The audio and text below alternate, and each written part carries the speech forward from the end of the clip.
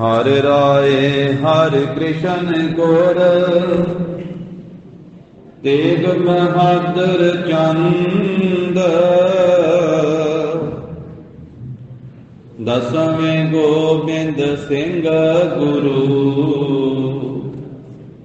नमो चरण अरविंद। जिसमें अमृत ज्ञान है माणिक भगत वैराग। श्री गुरु ग्रंथ साहिब उदत बंदों कर अनुराग।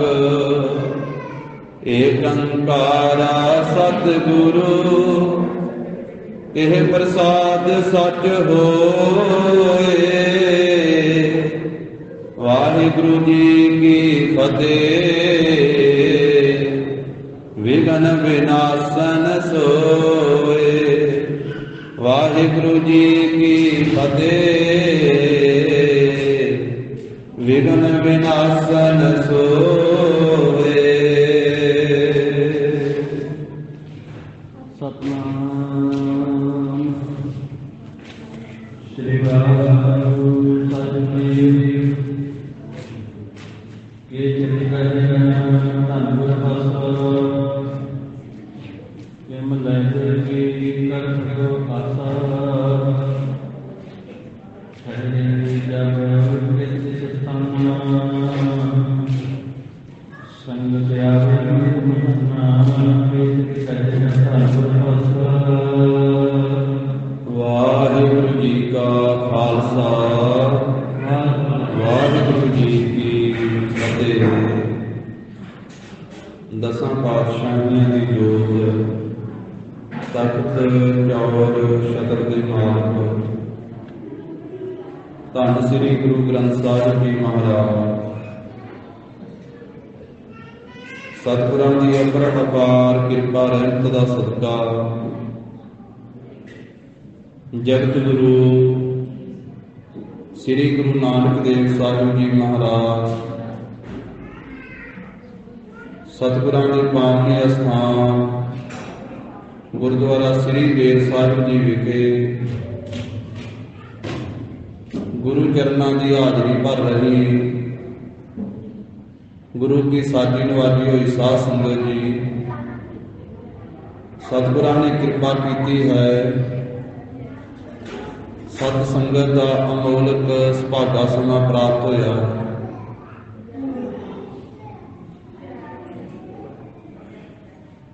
थोड़ी जी चीक मार दो, थोड़ी जी घटा दो। सतगुरु गरीब नवाज साहब जी ने रहमत की है। वड्डियां भागां दे नाल गुरु की संगत गुरु साहब जी के दर्शन प्राप्त होंदे हैं। वड भागी हर संगत पावह भागहीन भ्रम चोटां खावह। बिन भागां सत संग न लभै बिन संगत मैल भरीजै जीव। लड़ीवार रूप दे अंदर सतगुरु दशमेश पिता धन श्री गुरु गोबिंद सिंह साहिब सच्चे पातशाह जी का पावन इतिहास मालवे के इलाके का सरवण कर रहे हैं। जिमें सतगुरु गरीब नवाज सच्चे पातशाह खेरी नगर विच पहुंचे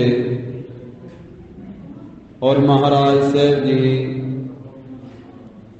उतों अगे वख-वख थावां ते किरपा करते हुए जीवां दी कल्याण करते हुए सतगुरु छतियाणी नगर दे विच पहुंचते हैं।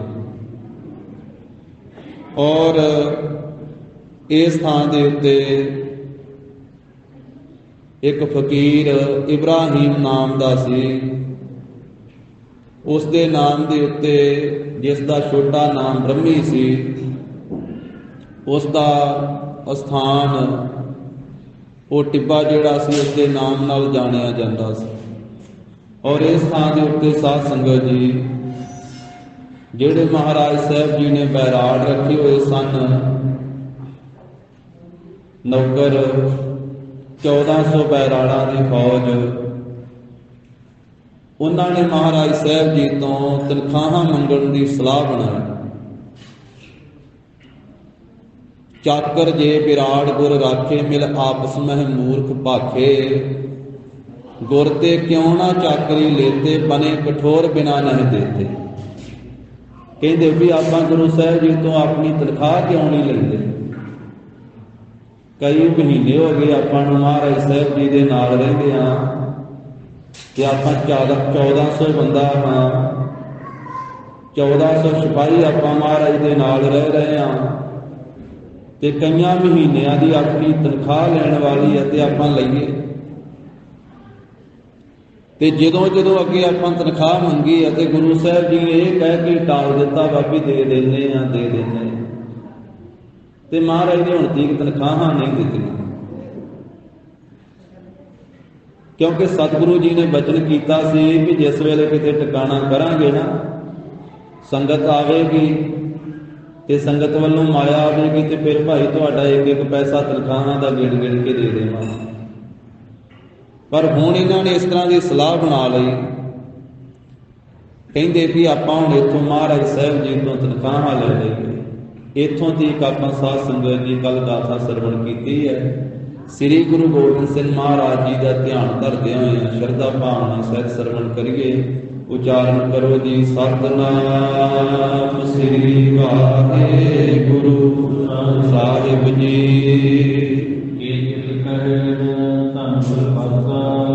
ਜਦੋਂ ਆਪਸ ਵਿੱਚ ਸਲਾਹਾਂ ਕਰ ਰਹੇ ਆ ਨਾ ਕਿ ਗੁਰੂ ਸਾਹਿਬ ਜੀ ਦਾ ਘੋੜਾ ਫੜ ਲਈਏ ਅੱਗੋਂ ਆਪਾਂ ਤੇ ਰੋਕ ਕੇ ਮਹਾਰਾਜ ਸਾਹਿਬ ਤੋਂ ਤਨਖਾਹਾਂ ਲੈ ਲਈਏ, ਤੇ ਵਿੱਚੋਂ ਇਹਨਾਂ ਦੇ ਕਈ ਕਹਿੰਦੇ ਹਨ, ਉਹ ਕਹਿੰਦੇ ਵੀ ਇਸ ਮੌਕੇ ਤੇ ਗੁਰੂ ਸਾਹਿਬ ਆਪਾਂ ਨੂੰ ਕਿਵੇਂ ਤਨਖਾਹਾਂ ਦੇਣਗੇ, ਕਿਉਂਕਿ ਗੁਰੂ ਸਾਹਿਬ ਜੀ ਦੇ ਪਾਸ ਤਾਂ ਕੋਈ ਧਨ ਨਹੀਂ ਹੈ, ਹੁਣ ਕੋਈ ਮਾਇਆ ਪੈਸੇ ਨਹੀਂ ਹਨ,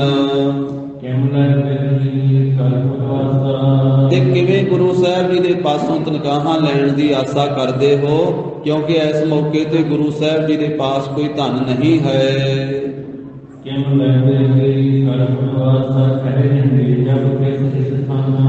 ਤੇ ਜਦੋਂ ਗੁਰੂ ਸਾਹਿਬ ਜੀ ਕਿਸੇ ਸਥਾਨ ਦੇ ਉੱਤੇ ਜਾ ਕੇ ਠਹਿਰਨਗੇ, ਰੁਕਣਗੇ, ਭਾਵ ਕੁਝ ਸਮਾਂ ਪੜਾ ਕਰਨਗੇ ਕਿਸੇ ਨਗਰ ਦੇ ਵਿੱਚ,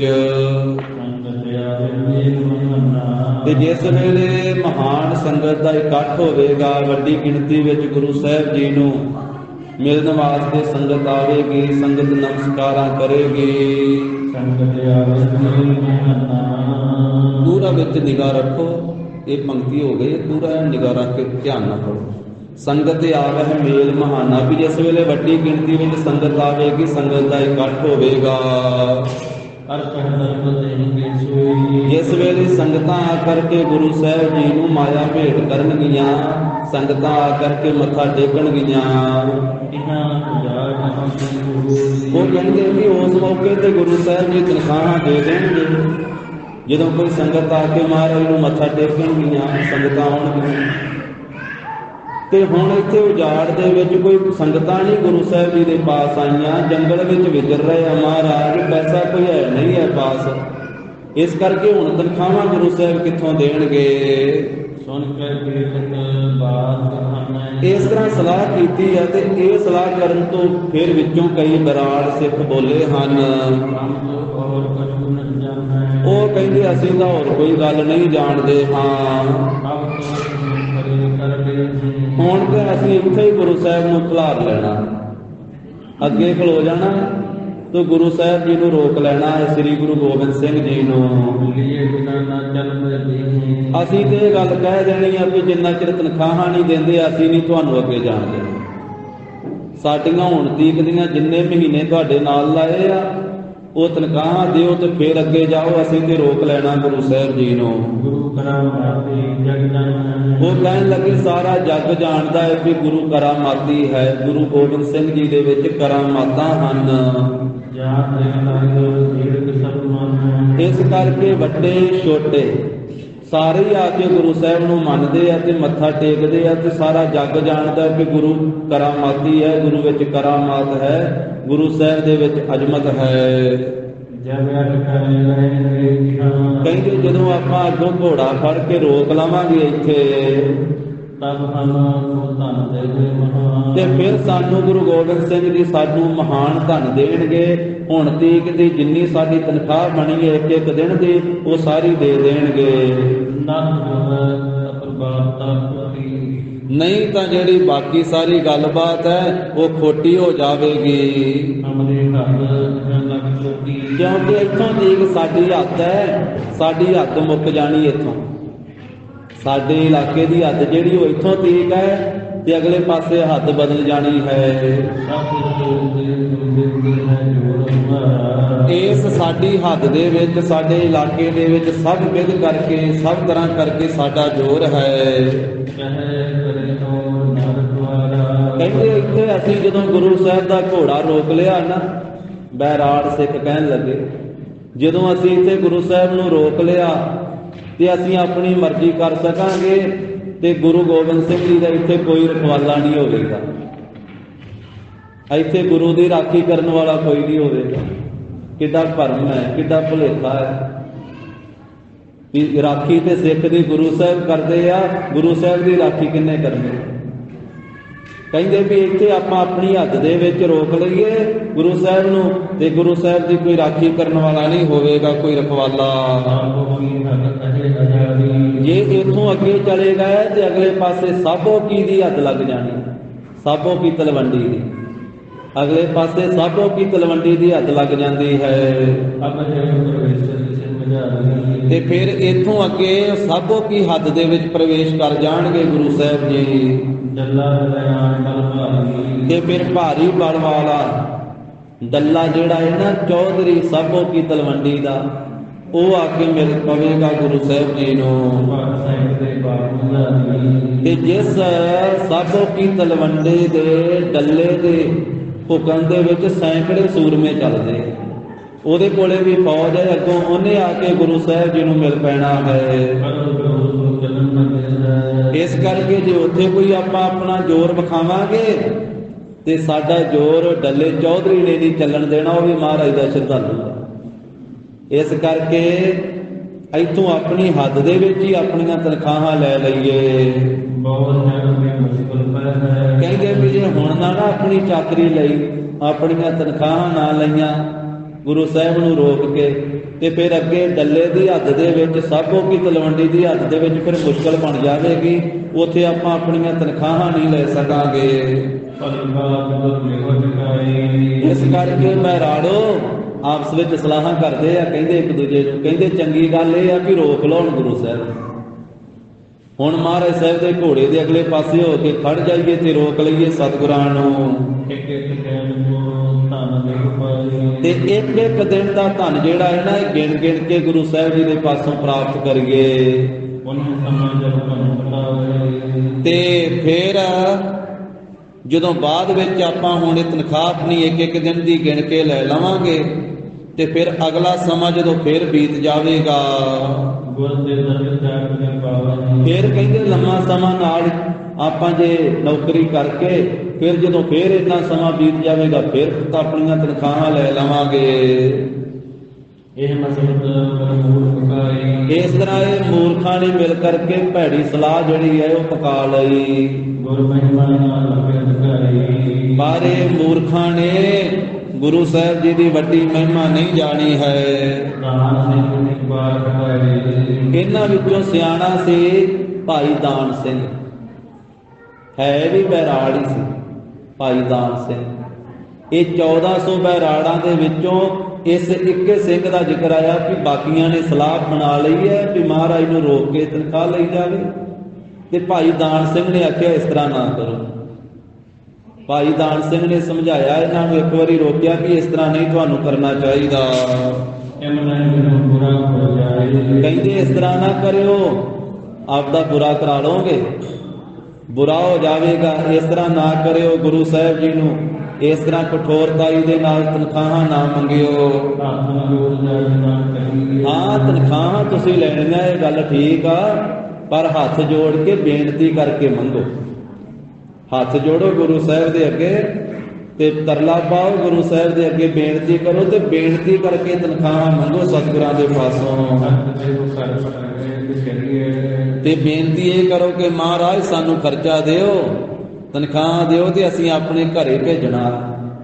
ਸਾਡੇ ਘਰਾਂ ਦੇ ਵਿੱਚ ਖਰਚੇ ਦੀ ਲੋੜ ਹੈ ਤੇ ਕਿਰਪਾ ਕਰਕੇ ਮਹਾਰਾਜ ਸਾਡੀਆਂ ਤਨਖਾਹਾਂ ਦਿਓ, ਖਰਚਾ ਦਿਓ ਤੇ ਅਸੀਂ ਆਪਣੇ ਪਰਿਵਾਰਾਂ ਨੂੰ ਭੇਜਣਾ ਹੈ। ਜਿਸ ਕਰਕੇ ਸਾਡੇ ਪਰਿਵਾਰਾਂ ਵਿੱਚ ਖਾਣ ਪੀਣ ਸਾਰਾ ਪਰਿਵਾਰਾਂ ਨੂੰ ਪ੍ਰਾਪਤ ਹੋ ਜਾਵੇ। ਆਮਦਨ ਰਹੀ ਨ ਕੋਈ। ਇਹ ਬੇਨਤੀ ਕਰੋ। ਭਾਈ ਦਾਨ ਸਿੰਘ ਜੀ ਕਹਿੰਦੇ ਆ ਬੈਰਾੜ ਸਿੱਖਾਂ ਨੂੰ ਕਿ ਕਹੋ ਕਿ ਮਹਾਰਾਜ ਅਸੀਂ ਆਪ ਜੀ ਦੀ ਸ਼ਰਨ ਵਿੱਚ ਆਏ ਆ ਤੇ ਪਿੱਛੇ ਸਾਡੇ ਘਰਾਂ ਵਿੱਚ ਕੋਈ ਆਮਦਨ ਨਹੀਂ ਹੋ ਰਿਹਾ, ਇਸ ਕਰਕੇ ਸਾਨੂੰ ਮਹਾਰਾਜ ਖਰਚਾ ਦਿਓ ਤੇ ਅਸੀਂ ਆਪਣੇ ਪਰਿਵਾਰਾਂ ਨੂੰ ਖਰਚਾ ਭੇਜ ਸਕੀਏ। ਤੇ ਸਤਿਗੁਰੂ ਜੀ ਜ਼ਰੂਰ ਤਨਖਾਹਾਂ ਦੇਣਗੇ, ਮਹਾਰਾਜ ਸਾਹਿਬ ਜੀ ਰੱਖਣਗੇ ਨਹੀਂ ਤੁਹਾਡਾ ਹੱਕ। ਤੁਹਾਡੀਆਂ ਤਨਖਾਹਾਂ ਗੁਰੂ ਸਾਹਿਬ ਜੀ ਜ਼ਰੂਰ ਦੇਣਗੇ, ਵੱਧ ਹੀ ਦੇਣਗੇ, ਘੱਟ ਨਹੀਂ ਦੇਣਗੇ ਤੁਹਾਨੂੰ। ਇਸ ਕਰਕੇ ਸ਼ਾਂਤੀ ਨਾਲ ਬੇਨਤੀ ਕਰਕੇ ਲਓ, ਗੁਰੂ ਸਾਹਿਬ ਜੀ ਨੂੰ ਬੁਰਾ ਬੋਲ ਕੇ ਨਾ ਤਨਖਾਹਾਂ ਮੰਗੋ। ਜੇ ਬੁਰਾ ਬੋਲੋਗੇ ਮਹਾਰਾਜ ਦਾ ਘੋੜਾ ਰੋਕੋਗੇ ਤੇ ਆਪਣਾ ਬੁਰਾ ਕਰਾ ਲਓਗੇ। ਪ੍ਰੇਮ ਨਾਲ, ਨਿਮਰਤਾ ਨਾਲ, ਨਮਸਕਾਰ ਕਰਕੇ, ਹੱਥ ਜੋੜ ਕੇ, ਬੇਨਤੀ ਕਰਕੇ ਗੁਰੂ ਸਾਹਿਬ ਜੀ ਤੋਂ ਤਨਖਾਹਾਂ ਪ੍ਰਾਪਤ ਕਰੋ। ਦਾਨ ਸਿੰਘ ਤੇ ਸੁਣ ਬੈਰਾੜ। ਭਾਈ ਦਾਨ ਸਿੰਘ ਜੀ ਤੋਂ ਸੁਣ ਕਰਕੇ ਸਾਰੇ 1400 ਬੈਰਾੜ ਸਿੱਖ ਨਹੀਂ ਮੰਨੇ ਤੇ ਕਰਨ ਵਿਗਾੜ।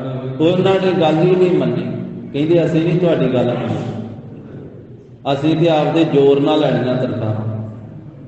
ਚਾਹੁੰਦੇ ਆ ਗੁਰੂ ਸਾਹਿਬ ਜੀ ਦੇ ਨਾਲ ਵਿਗਾੜ ਪਾਉਣਾ ਚਾਹੁੰਦੇ ਹਨ। ਕਿੰਨੇ ਮਹੀਨਿਆਂ ਦੀ ਸੇਵਾ ਕੀਤੀ, ਉਹ ਵਿਗਾੜ ਨਹੀਂ ਚਾਹੁੰਦੇ ਹਨ। ਆਪਣੇ ਹੱਥ ਵਿੱਚ ਹਮਲਿਆ ਹੈ। ਭਾਈ ਦਾਨ ਸਿੰਘ ਨੂੰ ਕਹਿਣ ਲੱਗੇ ਸਾਡਾ ਇਲਾਕਾ ਵਾ, ਸਾਡੀ ਹੱਦ ਵਾ ਤੇ ਆਪਣੀ ਹੱਦ ਵਿੱਚ ਅਸੀਂ ਤਨਖਾਹਾਂ ਲੈ ਕੇ ਫਿਰ ਅੱਗੇ ਚੱਲਾਂਗੇ। ਅੱਗੇ ਗਏ ਸਿਮਦਾ ਹੈ। ਜੇ ਗੁਰੂ ਸਾਹਿਬ ਅੱਗੇ ਚਲੇਗਾ ਤੇ ਫਿਰ ਕਿਸੇ ਤਰ੍ਹਾਂ ਵੀ ਸਾਡੀਆਂ ਤਨਖਾਹਾਂ ਨਹੀਂ ਦੇਣਗੇ। ਇਹ ਜੋਰ ਹਮਰੋ ਅਬ ਚਲਾ। ਇੱਥੇ ਆਪਣੀ ਹੱਦ ਵਿੱਚ ਹੀ ਸਾਡਾ ਜ਼ੋਰ ਹੁਣ ਚੱਲ ਸਕਦਾ ਹੈ। ਜੱਟ ਹੈ ਦਰਦ ਸਰਬ ਹੀ ਮਿਲਾਇਆ। ਜੇ ਇੱਥੇ ਅਸੀਂ ਧਨ ਮੰਗੀਏ, ਆਪਣੀਆਂ ਤਨਖਾਹਾਂ ਮੰਗੀਏ ਤੇ ਸਾਨੂੰ ਸਾਰਾ ਧਨ ਜਿਹੜਾ ਗੁਰੂ ਸਾਹਿਬ ਦੇ ਪਾਸੋਂ ਮਿਲ ਜਾਵੇਗਾ।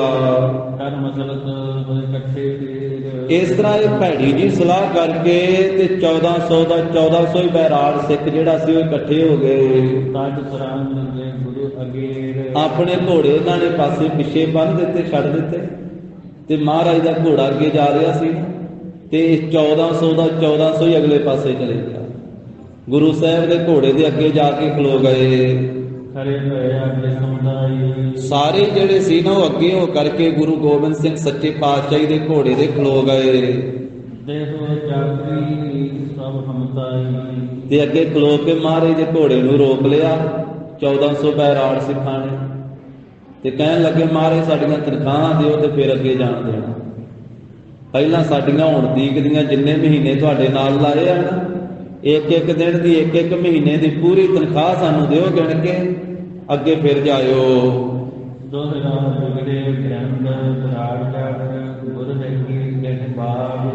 ਮਹਾਰਾਜ ਦੇ ਘੋੜੇ ਦੀਆਂ ਵਾਗਾਂ ਫੜ ਲਈਆਂ ਸਾਧ ਸੰਗਤ ਬੈਰਾੜਾ। ਭਾਈ ਸਾਹਿਬ ਜੀ ਨੇ ਲਿਖਿਆ ਬਿਗੜੇ ਪ੍ਰਿੰਦ ਬਿਰਾੜ ਜੜ। ਵਿਗੜ ਗਏ ਸਮੂਹ ਜਿੰਨੇ ਬੈਰਾੜ ਸੀ ਨਾ, ਜੜ ਨਾਮ ਹੈ ਮੂਰਖ ਦਾ। ਭਾਈ ਸਾਹਿਬ ਕਹਿੰਦੇ ਮੂਰਖ ਬੈਰਾੜ ਸਾਰੇ ਵਿਗੜ ਗਏ ਤੇ ਗੁਰੂ ਸਾਹਿਬ ਦੇ ਘੋੜੇ ਦੀਆਂ ਅੱਗੋਂ ਵਾਗਾਂ ਫੜ ਕੇ ਰੋਕ ਲਿਆ ਮਹਾਰਾਜ ਦੇ ਘੋੜੇ ਨੂੰ। ਖਰੇ ਭਏ ਬੋਲੇ ਗੁਰਮੁਖ ਜਨ ਕੀ ਸ਼ੁਭ ਨਹਿ ਭਾਗ। ਜਿਨ੍ਹਾਂ ਦੇ ਚੰਗੇ ਭਾਗ ਨਹੀਂ ਰਹੇ ਹੁਣ, ਜਦੋਂ ਬੰਦੇ ਦੇ ਭਾਗ ਮਾੜੇ ਹੁੰਦੇ ਉਹ ਇਸ ਤਰ੍ਹਾਂ ਕਰਦਾ। ਭਾਗ ਮਾੜੇ ਹੋ ਗਏ ਜਿਨ੍ਹਾਂ ਦੇ ਭਾਗ ਚੰਗੇ ਨਹੀਂ ਰਹੇ ਤੇ ਗੁਰੂ ਸਾਹਿਬ ਦੇ ਸਾਹਮਣੇ ਇਸ ਤਰ੍ਹਾਂ ਬੋਲੇ, ਬੇਮੁਖ ਹੋਣ ਵਾਲੇ ਬੋਲ ਬੋਲੇ। ਜਿਨ੍ਹਾਂ ਬੋਲਾਂ ਨੂੰ ਬੋਲ ਕੇ ਗੁਰੂ ਤੋਂ ਬੇਮੁਖ ਹੋ ਜਾਈਦਾ, ਸਨਮੁਖ ਨਹੀਂ ਰਹੀਦਾ। ਤੇ ਜਿਹੜਾ ਗੁਰੂ ਤੋਂ ਬੇਮੁਖ ਹੋ ਜਾਵੇ ਤੇ ਫਿਰ ਉਹਨੂੰ ਨਾ ਲੋਕ ਵਿੱਚ ਤੇ ਨਾ ਪ੍ਰਲੋਕ ਵਿੱਚ ਕਿਤੇ ਥਾਂ ਰਹਿੰਦੀ। ਜੇ ਕੋ ਗੁਰ ਤੇ ਬੇਮੁਖ ਹੋਵੇ ਬਿਨ ਸਤਿਗੁਰ ਮੁਕਤ ਨਾ ਪਾਵੇ, ਪਾਵੇ ਮੁਕਤ ਨਾ ਹੋਰ ਹੈ ਕੋਈ ਪੁੱਛੋ ਵਿਵੇਕੀਆਂ ਜਾਏ। ਅਨੇਕ ਜੂਨੀ ਭਰਮੇ ਆਵੇ ਬਿਨ ਸਤਿਗੁਰ ਮੁਕਤ ਨਾ ਪਾਏ। ਫਿਰ ਮੁਕਤ ਪਾਏ ਲਾਗ ਚਰਨੀ ਸਤਿਗੁਰੂ ਸ਼ਬਦ ਸੁਣਾਏ।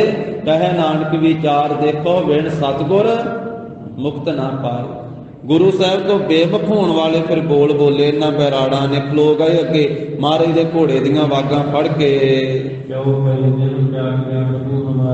ਸਤਿਗੁਰੂ ਜੀ ਸਾਡੀ ਤਨਖਾਹ ਦਿਓ ਸਾਰੀ ਦੀ ਸਾਰੀ। ਅੱਗੇ ਫਿਰ ਜਾਇਓ, ਪਹਿਲਾਂ ਸਾਡੀਆਂ ਤਨਖਾਹਾਂ ਦਿਓ। ਮਹਾਰਾਜ ਕਿੰਨੇ ਮਹੀਨੇ ਅਸੀਂ ਤੁਹਾਡੀ ਨੌਕਰੀ ਕੀਤੀ ਹੈ, ਤੁਸੀਂ ਸਾਡੀਆਂ ਤਨਖਾਹਾਂ ਨਹੀਂ ਹੁਣ ਤੀਕਦੀਆਂ ਦਿੱਤੀਆਂ। ਜਿੰਨੇ ਮਹੀਨੇ ਤੁਹਾਡੇ ਨਾਲ ਰਹੇ ਆ, ਕਿਸੇ ਮਹੀਨੇ ਦੀ ਤਨਖਾਹ ਨਹੀਂ ਦਿੱਤੀ ਆਪ ਜੀ ਨੇ। ਅਸੀਂ ਮਹਾਰਾਜ ਆਪਣੇ ਘਰ ਵਿੱਚ ਰੁਪਈਏ ਭੇਜਣਾ ਚਾਹੁੰਦੇ, ਧਨ ਭੇਜਣਾ ਚਾਹੁੰਦੇ ਆ ਆਪਣੇ ਪਰਿਵਾਰ ਨੂੰ। ਮਹਾਰਾਜ ਅਸੀਂ ਆਪਣੇ ਘਰ ਵਿੱਚ ਧਨ ਭੇਜਾਂਗੇ, ਤਨਖਾਹਾਂ ਭੇਜਾਂਗੇ, ਤੇ ਸਾਡੇ ਸਾਰਿਆਂ ਦੇ ਪਰਿਵਾਰ ਫਿਰ ਸੌਦਾ ਪੱਤਾ ਲੈ ਕੇ ਅਨਾਜ ਲੈ ਕਰਕੇ ਖਾਵੇਗਾ। ਮਹਾਰਾਜ ਸਾਡਾ ਸਾਰਿਆਂ ਦਾ ਪਰਿਵਾਰ ਸਾਡੇ ਵੱਲੇ ਵੇਖ ਰਿਹਾ, ਸਾਡੀ ਉਡੀਕ ਕਰ ਰਿਹਾ ਵੀ ਸਾਡੇ ਜਿਹੜੇ ਨੌਕਰੀ ਕਰਨ ਵਾਸਤੇ ਗਏ ਆ ਉਹ ਤਨਖਾਹਾਂ ਭੇਜਣ ਤੇ ਅਸੀਂ ਅਨਾਜ ਲੈ ਕਰਕੇ ਛਕੀਏ, ਘਰ ਦਾ ਗੁਜ਼ਾਰਾ ਕਰੀਏ। ਉਹ ਸਾਡੇ ਵੱਲੇ ਵੇਖ ਰਹੇ ਹਨ।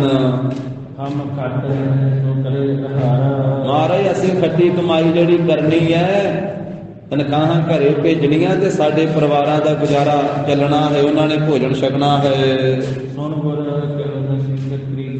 ਇਹਨਾਂ ਸਾਰਿਆਂ ਦੀ ਇਹ ਗੱਲ ਸੁਣ ਕਰਕੇ ਕਲਗੀਧਰ ਪਾਤਸ਼ਾਹ ਕਹਿਣ ਲੱਗੇ, ਸ੍ਰੀ ਗੁਰੂ ਗੋਬਿੰਦ ਸਿੰਘ ਸਾਹਿਬ ਜੀ ਮਹਾਰਾਜ ਕਹਿੰਦੇ ਭਾਈ ਇੰਨੀ ਕਾਹਲੀ ਨਾ ਕਰੋ, ਦਿਨ ਦਿਨ ਕੋ ਧਨ ਗਿਣ ਗਿਣ ਲੀਜੈ। ਤੁਹਾਨੂੰ ਇੱਕ ਇੱਕ ਦਿਨ ਦੀ ਤਨਖਾਹ ਦੇਵਾਂਗੇ ਗਿਣ ਗਿਣ ਕੇ, ਇੱਕ ਇੱਕ ਦਿਨ ਦਾ ਗਿਣ ਗਿਣ ਕੇ ਸਾਡੇ ਤੋਂ ਲੈ ਲਿਓ, ਪਰ ਇੰਨੀ ਛੇਤੀ ਨਾ ਕਰੋ। ਸਦਨ ਪਠਾਵੋ ਦੇਰ ਨ ਕੋਈ, ਆਪਣੇ ਘਰਾਂ ਨੂੰ ਭੇਜਿਓ ਫਿਰ ਤੁਸੀਂ।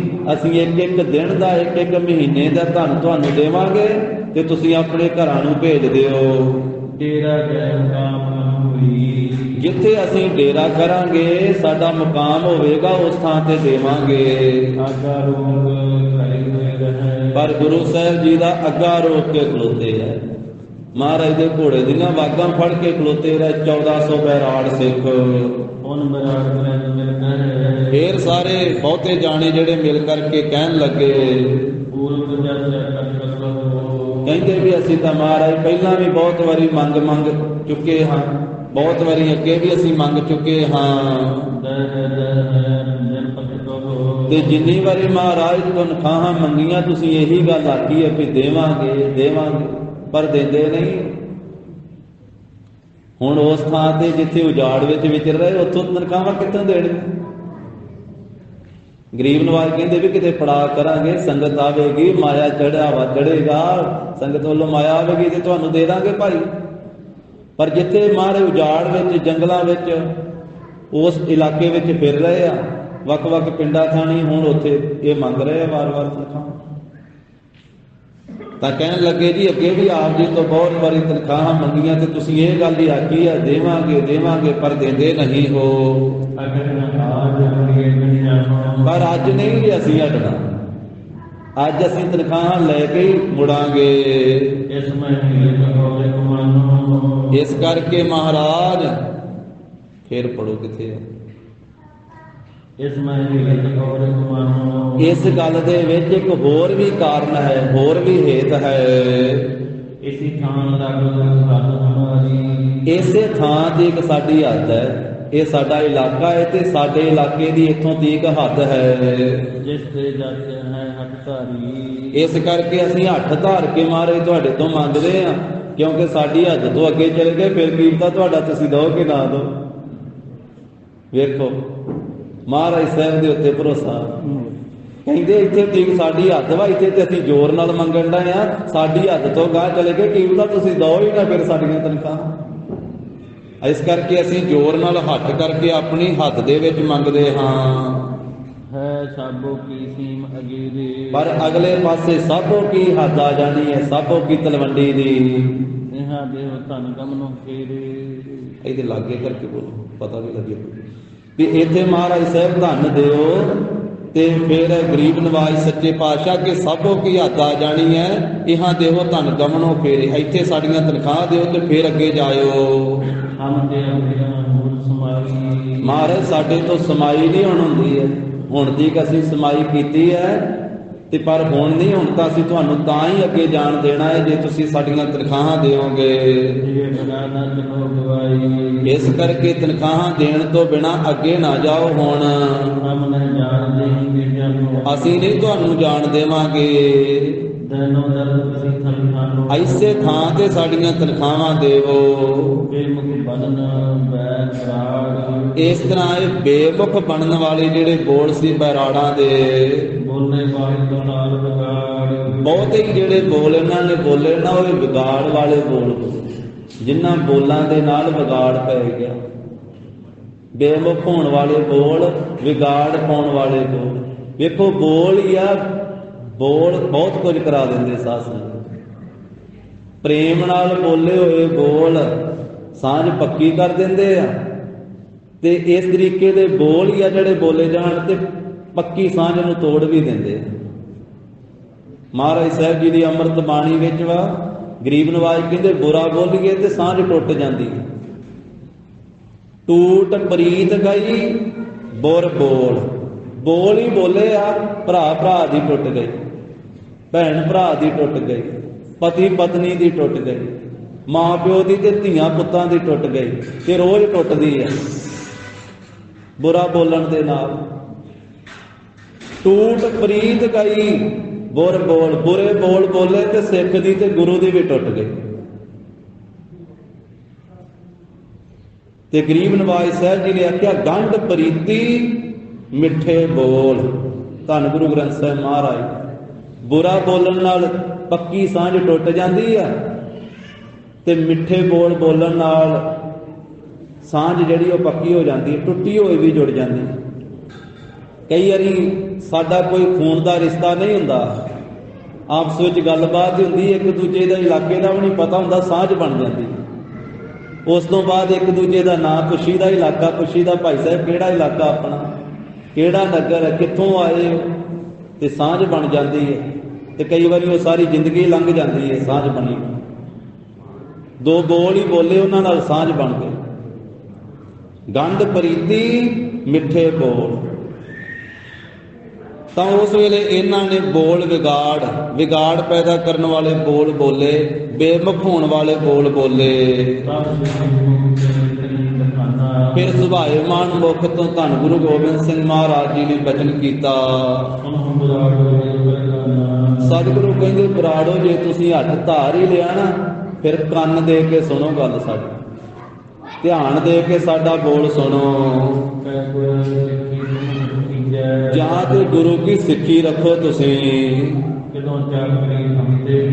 ਤੇ ਜਾਂ ਫਿਰ ਨੌਕਰੀ ਲੈ ਲਓ, ਤਨਖਾਹ ਲੈ ਲਓ ਸਾਡੇ ਤੋਂ। ਇੱਕ ਚੀਜ਼ ਮਿਲਣੀ ਜੇ ਹੁਣ, ਜਾਂ ਤੇ ਸਿੱਖੀ ਲੈ ਲਓ ਤੇ ਜਾਂ ਤਨਖਾਹ ਲੈ ਲਓ। ਦੱਸੋ ਕੀ ਚਾਹੀਦਾ?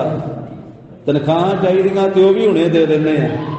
ਜੇ ਸਿੱਖੀ ਲੈਣੀ ਹੈ ਤੇ ਸਿੱਖੀ ਲਵੋ। ਫਿਰ ਮਹਾਰਾਜ ਕੋਲੇ ਰੁਪਈਆ ਕੋਈ ਨਹੀਂ ਸੀ ਉਸ ਵੇਲੇ ਜੇਬ ਦੇ ਵਿੱਚ, ਜਦੋਂ ਇਹ ਬਚਨ ਕੀਤਾ।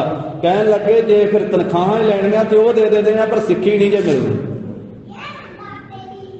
ਦੋਵਾਂ ਚੋਂ ਇੱਕ ਚੀਜ਼ ਦੱਸੋ ਬਰਾੜੋ ਕੀ ਚਾਹੀਦਾ? ਸਿੱਖੀ ਚਾਹੀਦੀ ਆ ਗੁਰੂ ਕੀ, ਕਿ ਤਨਖਾਹਾਂ ਚਾਹੀਦੀਆਂ? ਕਲਗੀਧਰ ਪਾਤਸ਼ਾਹ ਕਹਿਣ ਲੱਗੇ ਸਾਰੇ ਸਲਾਹ ਕਰ ਲਓ ਆਪਸ ਵਿੱਚ ਮਿਲ ਕਰਕੇ, ਤੇ ਨਿਰਣਾ ਕਰਕੇ ਸਾਨੂੰ ਦੱਸੋ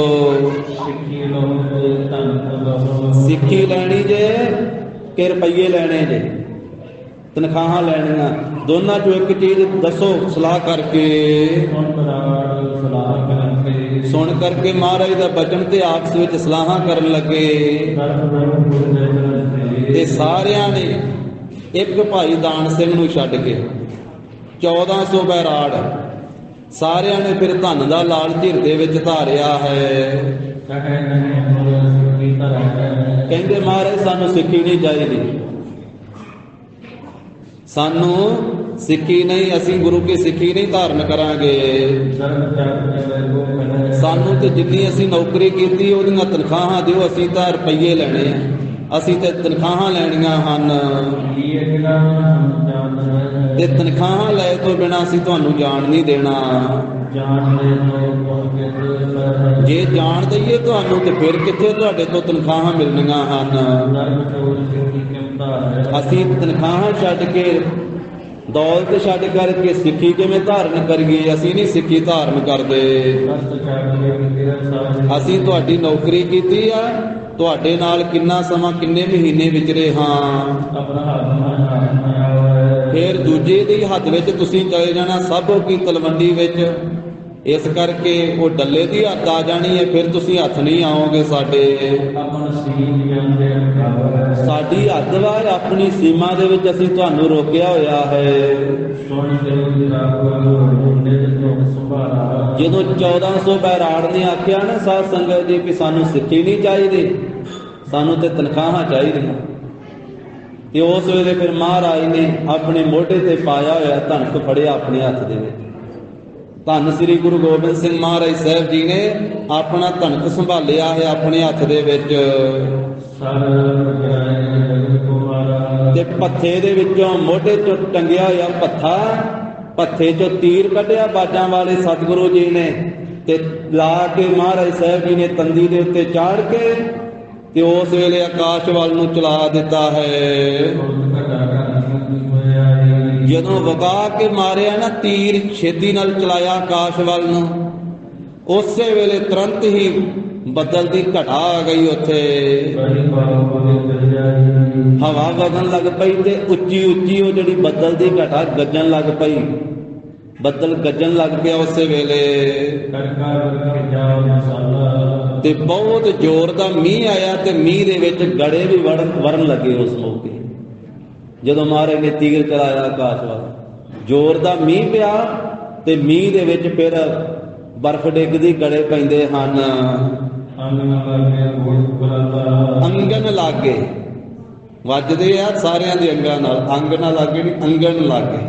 ਉਸ ਮੌਕੇ ਦੇ ਉੱਤੇ ਜਿੰਨੇ 1400 ਬਰਾੜ ਸਾਰਿਆਂ ਦੇ ਆ ਕੇ ਸਰੀਰ ਦੇ ਅੰਗਾਂ ਦੇ ਵੱਜਣ ਲੱਗੇ ਗੜੇ, ਤੇ ਬਹੁਤ ਜ਼ੋਰ ਦੀ ਫਿਰ ਸੱਟ ਲੱਗਣ ਲੱਗੀ, ਕਿਉਂਕਿ ਗੜੇ ਆਕਾਸ਼ ਤੋਂ ਡਿੱਗਣੇ ਆ, ਵੱਡੇ ਹਿਸਾਬ ਨਾਲ ਹੁੰਦੇ ਇੱਕ ਤਰ੍ਹਾਂ ਦੇ ਗੜੇ ਜਿਹੜੇ ਆ, ਪੱਥਰਾਂ ਵਾਂਗੂ ਸੱਟ ਵੱਜਦੀ, ਕਿੰਨੀ ਉੱਤੋਂ ਕਿੰਨੀ ਦੂਰੋਂ ਆ ਕੇ ਡਿੱਗਣੇ। ਜਦੋਂ ਗੜੇ ਆ ਕੇ ਵੱਜਦੇ ਆ ਨਾ, ਅੰਗਨ ਲਾਗੇ ਚੋਟ ਕਰਾਲਾ, ਤੇ ਬੜੀ ਭਿਆਨਕ ਚੋਟ ਸੱਟ ਲੱਗਦੀ ਹੈ। ਇਸ ਤਰ੍ਹਾਂ ਕਹਿੰਦੇ ਬਹੁਤੀ ਜ਼ਿਆਦੀ ਵਰਖਾ ਜਿਹੜੀ ਉਹ ਪੈਣ ਲੱਗੀ ਜ਼ੋਰ ਦੀ। 1400 ਦਾ 1400 ਬੈਰਾੜ ਹੀ ਜ਼ੋਰ ਦੇ ਗੜੇ ਜਦੋਂ ਪੈਣ ਲੱਗੇ ਤੇ ਇੱਧਰ ਉੱਧਰ ਭੱਜਣ ਲੱਗਾ, ਤੇ ਜਿੱਥੇ ਸੰਘਣੇ ਦਰਖਤ ਸੀ ਨਾ, ਉਹਨਾਂ ਦਾ ਆਸਰਾ ਲੈ ਕੇ ਸੰਘਣੇ ਦਰਖਤਾਂ ਦੇ ਥੱਲੇ ਜਾ ਕੇ ਖਲੋ ਗਏ ਸਾਰੇ ਬੈਰਾੜ ਸਿੱਖ। ਤਾਂ ਉਸ ਵੇਲੇ ਉਹਨਾਂ ਦੇ ਓਟ ਲੈ ਕਰਕੇ ਖਲੋਤੇ, ਆਸਰਾ ਲੈ ਕੇ ਦਰਖਤਾਂ ਦਾ ਖਲੋਤੇ ਗੜਿਆਂ ਤੋਂ ਬਚਣ ਵਾਸਤੇ। ਪਰ ਸਤਿਗੁਰੂ ਜੀ ਨਹੀਂ ਗਾਂਵਸ਼ਾਂ ਹੋਏ, ਮਾਰੇ ਘੋੜੇ ਤੇ ਸਵਾਰ ਕੇ ਉੱਥੇ ਹੀ ਖਲੋਤੇ ਰਹੇ, ਤੇ ਸਿੰਘਾਂ ਨੇ ਫਿਰ ਉਸ ਵੇਲੇ ਕੰਬਲ ਲੈ ਕੇ ਗੁਰੂ ਸਾਹਿਬ ਜੀ ਦੇ ਉੱਤੋਂ ਦੀ ਕੰਬਲ ਪਾ ਦਿੱਤਾ, ਤੇ ਦੋਵਾਂ ਪਾਸੇ ਫੜ ਕੇ ਖਲੋ ਗਏ ਕੰਬਲ ਪਾ ਕੇ। ਸਤਿਗੁਰੂ ਜੀ ਦੇ ਸੀਸ ਉੱਤੇ ਉੱਚਾ ਚੁੱਕ ਕੇ ਦੋਵਾਂ ਪਾਸੇ ਕੰਬਲ ਤਾਣ ਕੇ ਖਲੋ ਗਏ, ਜਿਵੇਂ ਚੰਦੋਆ ਤਾਣਿਆ ਹੁੰਦਾ ਹੈ। ਤੇ ਮਹਾਰਾਜ ਨੇ ਆਪਣੇ ਪੱਥੇ ਵਿੱਚੋਂ ਖਪਰਾ ਤੀਰ ਕੱਢਿਆ। ਖਪਰਾ ਤੀਰ ਉਹਨੂੰ ਕਹਿੰਦੇ ਆ ਜਿਹੜਾ ਚੌੜਾ ਹੁੰਦਾ ਅਗਲੇ ਪਾਸੇ, ਉਹ ਚੌੜਾ ਤੀਰ ਮਹਾਰਾਜ ਨੇ ਕੱਢਿਆ। ਆਪਣੇ ਘੋੜੇ ਦੇ ਮੱਥੇ ਦੇ ਉੱਤੇ ਮਹਾਰਾਜ ਨੇ ਟਿਕਾ ਦਿੱਤਾ ਚੌੜਾ ਤੀਰ। ਕਰਕਾ ਲੱਗਿਓ ਨਾ ਹੈ ਪਰ ਕੋਈ, ਇੱਕ ਵੀ ਗੜਾ ਕਹਿੰਦੇ ਆ ਵੀ ਘੋੜੇ ਦੇ ਨਹੀਂ ਵੱਜਾ, ਮਹਾਰਾਜ ਦੇ ਤੀਰ ਨਾਲ ਹੀ ਮੀਂਹ ਪਿਆ, ਤੀਰ ਦੇ ਨਾਲ ਹੀ ਗੜੇ ਪਏ ਆ, ਪਰ ਗੁਰੂ ਸਾਹਿਬ ਦੇ ਘੋੜੇ ਦੇ ਆ ਕਰਕੇ ਉਹ ਗੜੇ ਨਹੀਂ ਲੱਗੇ। ਸਤਿਗੁਰੂ ਜੀ ਉੱਥੇ ਹੀ ਆਪਣੇ ਘੋੜੇ ਤੇ ਸਵਾਰ ਹੋ ਕੇ ਖਲੋਤੇ ਰਹੇ, ਤੇ ਚਾਰ ਚੁਫੇਰੇ ਮੀਂਹ ਤੇ ਗੜੇ ਜ਼ੋਰ ਦੇ ਪੈਂਦੇ ਰਹੇ। ਕੋਹ ਦੀ ਦੂਰੀ ਤੇ ਚਾਰ ਚੁਫੇਰੇ ਮੀਂਹ ਤੇ ਗੜੇ ਪਏ ਉਸ ਵੇਲੇ, ਇੱਕ ਇੱਕ ਕੋਹ ਦੀ ਦੂਰੀ ਤੇ ਚਾਰ ਚੁਫੇਰੇ।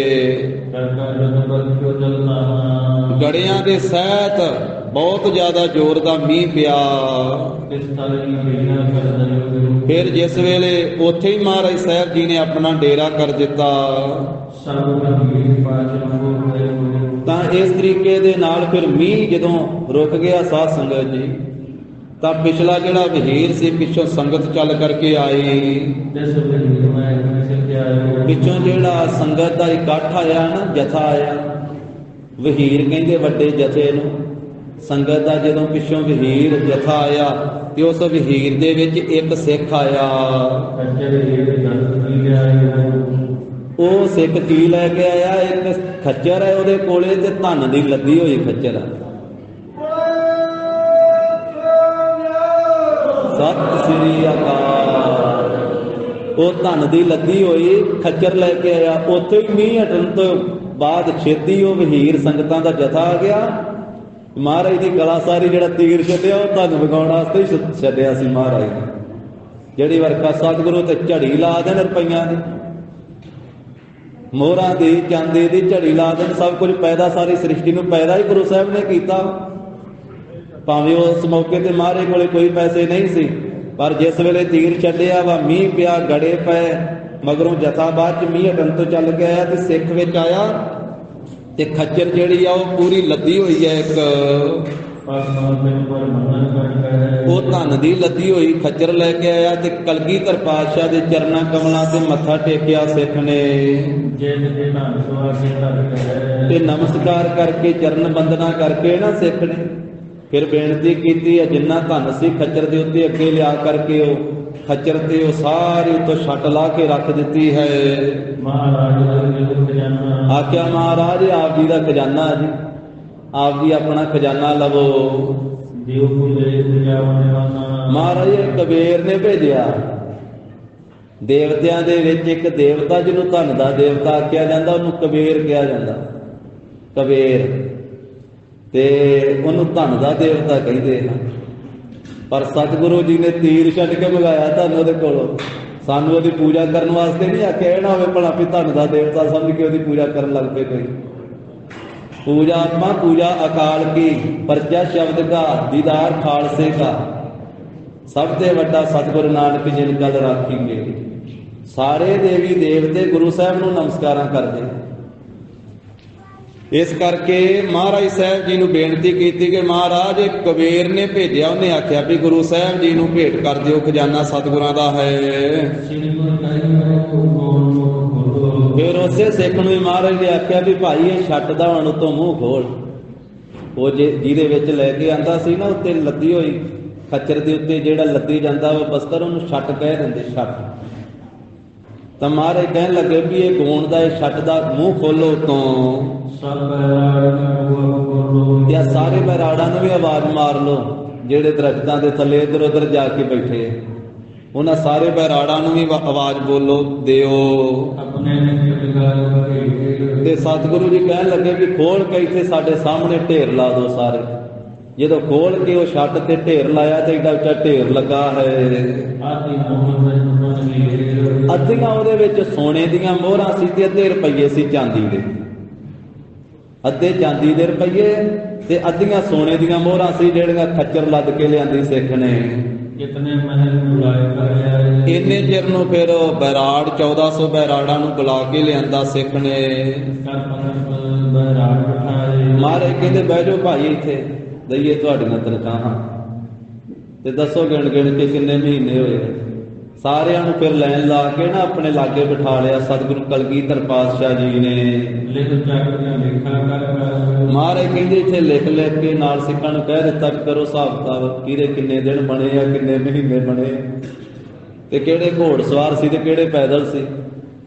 ਕਿਉਂਕਿ ਪੈਦਲ ਨੂੰ ਉਸ ਤਰੀਕੇ ਨਾਲ ਤਨਖਾਹ ਦੇਣੀ ਹੈ ਤੇ ਜਿਹਦੇ ਨਾਲ ਘੋੜਾ ਵੀ ਸੀ ਉਹਨੂੰ ਘੋੜੇ ਦੀ ਵੀ ਦੇਣੀ ਨਾਲ।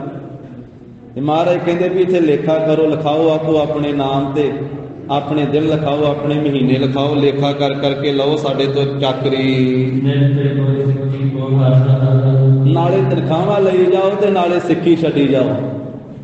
ਤਨਖਾਹਾਂ ਰੁਪਈਏ ਲਈ ਜਾਓ ਤੇ ਸਿੱਖੀ ਛੱਡ ਛੱਡ ਕੇ ਖਾਰਜ ਹੋਈ ਜਾਓ। ਤੇ ਹੁਣ ਦੇ ਸਮੇਂ 'ਚ ਵੀ ਇਸ ਤਰ੍ਹਾਂ ਦਾ ਹੀ ਹੈ ਸਾਧ ਸੰਗਤ ਜੀ ਮਾਹੌਲ। ਅਸੀਂ ਬਹੁਤੀ ਗਿਣਤੀ ਵਿੱਚ ਤੇ ਤਨਖਾਹਾਂ ਹੀ ਲੈਂਦੇ ਆ, ਸਿੱਖੀ ਛੱਡੀ ਜਾਂਦੇ ਆ। ਤਨਖਾਹਾਂ ਰੁਪਈਏ ਲਈ ਜਾਂਦੇ, ਮਹਾਰਾਜ ਵੀ ਸਾਨੂੰ ਰੁਪਈਏ ਦੇ ਦਿਓ, ਧਨ ਦੇ ਦਿਓ, ਪਰ ਸਿੱਖੀ ਨਹੀਂ ਚਾਹੀਦੀ। ਸਿੱਖੀ ਹੋਰ ਕਿਸੇ ਨੂੰ ਦੇ ਦਿਓ। ਜਿਹੜਾ ਤੁਸੀਂ ਕਹਿੰਦੇ ਹੋ ਨਾ ਵੀ ਸਾਫ਼ ਸੂਰਤ ਰਹੋ, ਪੰਜਾਂ ਕਕਾਰਾਂ 'ਚ ਰਹੋ, ਪੰਜਾਂ ਕਕਾਰਾਂ ਦੀ ਰਹਿਤ ਰੱਖੋ, ਸਵੇਰੇ 5 ਬਾਣੀਆਂ ਦਾ ਨਿਤਨੇਮ ਕਰੋ, ਸ਼ਾਮੀ ਰਹਿਰਾਸ ਸਾਹਿਬ ਦਾ ਨਿਤਨੇਮ ਕਰੋ, ਰਾਤੀ ਕੀਰਤਨ ਸੋਹਲੇ ਦਾ ਨਿਤਨੇਮ ਕਰੋ, ਤੇ ਏਡਾ ਬਾਣੀ ਦਾ ਖਜ਼ਾਨਾ ਦਿੱਤਾ ਵੀ ਸਹਿਜ ਪਾਠ ਕਰੋ, ਗੁਰਬਾਣੀ ਪੜ੍ਹੋ, ਰਹਿਤ ਰੱਖੋ, ਧਰਮ ਦੀ ਕਿਰਤ ਕਰੋ, ਵੰਡ ਕੇ ਛਕੋ, ਨਾਮ ਜਪੋ, ਤੇ ਆਪਣੇ ਹੱਕ ਵਿੱਚ ਰਹੋ। ਆਪਣਾ ਹੱਕ ਕਿਸੇ ਨੂੰ ਖੋਹਣ ਨਾ ਦਿਓ, ਤੇ ਕਿਸੇ ਦਾ ਹੱਕ ਖੋਹ ਨਾ। ਜਿਹੜੀ ਤੁਸੀਂ ਮਰਿਆਦਾ ਦਿੱਤੀ ਹੈ ਵੀ ਮਹਾਰਾਜ ਸਾਨੂੰ ਧਨ ਤਾਂ ਦੇ ਦਿਓ, ਤਨਖਾਹਾਂ ਤੇ ਦੇ ਦਿਓ, ਰੁਪਈਏ ਤੇ ਦੇ ਦਿਓ, ਸਿੱਖੀ ਹੋਰ ਕਿਸੇ ਨੂੰ ਦੇ ਦਿਓ। ਇਸ ਕਰਕੇ ਇਹ ਇਕੱਲੇ ਉਦੋਂ ਦਾ ਮਾਹੌਲ ਨਹੀਂ, ਅੱਜ ਦਾ ਵੀ ਹੈ। ਅਸੀਂ ਸਭ ਕੁਝ ਮੰਗਦੇ ਹਾਂ ਗੁਰੂ ਸਾਹਿਬ ਦੇ ਪਾਸੋਂ, ਪਰ ਸਿੱਖੀ ਵੇਲੇ ਸਾਧ ਸੰਗਤ ਜੀ ਅਸੀਂ ਮੂੰਹ ਮੋੜ ਲੈਂਦੇ ਹਾਂ। ਇਸ ਕਰਕੇ ਗੁਰੂ ਸਾਹਿਬ ਜੀ ਦੇ ਪਾਸੋਂ ਸਿੱਖੀ ਮੰਗੀਏ, ਬਾਕੀ ਖਜ਼ਾਨੇ ਤੇ ਮਹਾਰਾਜ ਨੇ ਆਪੇ ਹੀ ਦੇ ਦੇਣੇ। ਵੀ ਸੱਚੇ ਪਾਤਸ਼ਾਹ ਧੰਨ ਗੁਰੂ ਨਾਨਕ ਸਾਹਿਬ ਮਹਾਰਾਜ ਸਾਨੂੰ ਸਿੱਖੀ ਬਖਸ਼ੋ, ਸਾਡੇ ਪਰਿਵਾਰ ਨੂੰ ਸਿੱਖੀ ਬਖਸ਼ੋ, ਸਾਡੇ ਧੀਆਂ ਪੁੱਤਰਾਂ ਨੂੰ ਸਿੱਖੀ ਬਖਸ਼ੋ। ਅਸੀਂ ਸਾਰੇ ਆਪ ਜੀ ਦੀ ਬਾਣੀ ਦੇ ਨਾਲ ਜੁੜੀਏ, ਨਾਮ ਨਾਲ ਜੁੜੀਏ। ਤਾਂ ਉਸ ਵੇਲੇ ਮਹਾਰਾਜ ਕਹਿੰਦੇ ਬੈਰਾੜੋ, ਲੇਖਾ ਕਰ ਕਰਕੇ ਤਨਖਾਹਾਂ ਲਈ ਜਾਓ ਤੇ ਸਿੱਖੀ ਛੱਡ ਕੇ, ਸਿੱਖੀ ਨੂੰ ਤਿਆਗ ਕੇ ਚਲੇ ਜਾਓ। ਉਸ ਵੇਲੇ ਫਿਰ ਅਸ਼ਟ ਕਹਿੰਦੇ 8 ਆਨੇ, 8 ਆਨੇ ਸਵਾਰ ਨੂੰ ਦਿੱਤੇ, ਜਿਹੜਾ ਘੋੜ ਸਵਾਰ ਸੀ। ਇੱਕ ਦਿਨ ਦਾ ਹਿਸਾਬ ਤਾਂ 8 ਆਨੇ ਘੋੜ ਸਵਾਰ ਨੂੰ ਦਿੱਤੇ, ਤੇ 8 ਆਨਿਆਂ ਤੋਂ ਅੱਧੇ 4 ਆਨੇ ਉਹ ਪੈਦਲ ਨੂੰ ਦਿੱਤੇ ਰੋਜ਼ ਦੇ। ਇਸ ਤਰ੍ਹਾਂ ਕੱਲੇ ਕੱਲੇ ਨੂੰ ਗਿਣ ਕੇ ਦੇਣ ਲੱਗੇ ਕਲਗੀਧਰ ਪਾਤਸ਼ਾਹ। ਇਸ ਤਰ੍ਹਾਂ ਪੈਦਲ ਨੂੰ 1 ਦਿੰਦੇ ਆ ਤੇ ਘੋੜ ਸਵਾਰ ਨੂੰ ਉਹਦੇ ਨਾਲੋਂ ਦੁੱਗਣੇ ਦਿੰਦੇ ਹਨ। ਤਾਂ ਇਸ ਤਰੀਕੇ ਦੇ ਨਾਲ ਜਦੋਂ ਫਿਰ ਗਿਣਤੀ ਕੀਤੀ ਨਾ ਤੇ ਘੋੜ ਸਵਾਰ 500 ਹੋਇਆ। 500 ਘੋੜਿਆਂ ਸਮੇਤ ਸੀ, ਘੋੜ ਸਵਾਰ ਸੀ 500 ਤੇ 900 ਪੈਦਲ ਸੀ, ਘੋੜਿਆਂ ਤੋਂ ਬਿਨਾਂ ਸੀ। 900 ਤੇ 500 1400। ਇਹ 1400 ਬੈਰਾੜ ਸੀ, 900 ਪੈਦਲ ਸੀ ਤੇ 500 ਕੋਲੇ ਘੋੜੇ ਵੀ ਸਨ, ਘੋੜ ਸਵਾਰ ਸੀ। ਇਸ ਤਰੀਕੇ ਦੇ ਨਾਲ ਫਿਰ 1400 ਨੂੰ ਗਿਣ ਕੇ ਤਨਖਾਹਾਂ ਦਿੱਤੀਆਂ। ਜਦੋਂ 1400 ਬੈਰਾੜਾਂ ਨੇ ਆਪਣੀ ਤਨਖਾਹਾਂ ਲੈ ਲਈਆਂ, ਨੌਕਰੀ ਲੈ ਲਈ, ਤਾਂ ਫਿਰ ਇਹ ਤਨਖਾਹਾਂ ਨੂੰ ਲੈ ਕਰਕੇ ਨਾ ਤੇ ਬਹੁਤ ਖੁਸ਼ ਹੋ ਗਏ ਜਿਆਦੇ। ਫਿਰ ਸਤਿਗੁਰੂ ਜੀ ਬੜੇ ਪਿਆਰ ਦੇ ਨਾਲ ਬੋਲੇ। 1400 ਬੈਰਾੜਾਂ ਨੂੰ ਤਨਖਾਹਾਂ ਦੇ ਕੇ ਫਿਰ ਬੜੇ ਹਿੱਤ ਨਾਲ ਪਿਆਰ ਨਾਲ ਬੋਲੇ ਧੰਨ ਗੁਰੂ ਗੋਬਿੰਦ ਸਿੰਘ ਜੀ ਮਹਾਰਾਜ। ਮਹਾਰਾਜ ਕਹਿਣ ਲੱਗੇ ਵੀ ਭਾਈ ਦਾਨ ਸਿੰਘ ਤੂੰ ਵੀ ਭਾਈ ਤਨਖਾਹਾਂ ਲੈ ਲੈ। ਇਹ ਮਹਾਰਾਜ ਦੇ ਘੋੜੇ ਦੀ ਸਾਂਭ ਸੰਭਾਲ ਕਰਦਾ ਹੁੰਦਾ। ਜਿੱਥੇ ਆਪਣੇ ਵੀ ਘੋੜੇ ਦੀ, ਉੱਥੇ ਗੁਰੂ ਸਾਹਿਬ ਦੇ ਘੋੜੇ ਦੀ ਸਾਂਭ। ਕਹਿਣ ਲੱਗੇ ਸਾਡੇ ਘੋੜੇ ਨੂੰ ਸਾਂਭਣ ਵਾਲੇ ਭਾਈ ਦਾਨ ਸਿੰਘ ਤੂੰ ਵੀ ਭਾਈ ਆਪਣੇ ਭਰਾਵਾਂ ਦੇ ਨਾਲ ਤਨਖਾਹਾਂ ਲੈ ਲਾ।